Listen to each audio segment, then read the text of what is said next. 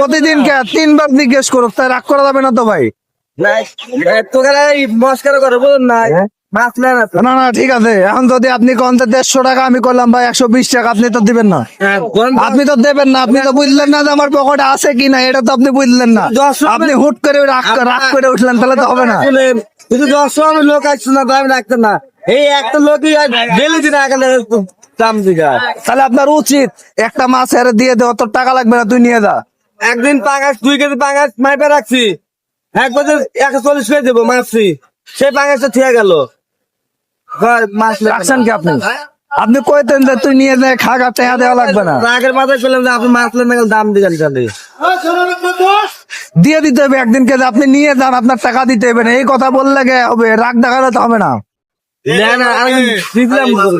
একদিন দিয়ে দিবেন তো, এটা নিয়ে যায় আপনি খানগা, কিন্তু কাস্টমার সাথে রাগ দেখানো যাবে না। কাস্টমার রাগ করে না তো, আপনি রাগ করবেন। তুমি মাছ 30 দিন ধরে এরকম করে আপনি রাগে না, ঠিক আছে, আমি আপনাকে কি বললাম, অপশন দিলাম তো। না না ঠিক আছে, ওকে একদিন দিয়ে দিতে ভাই, তোর টাকা লাগবে না, তো এটা নিয়ে যায়।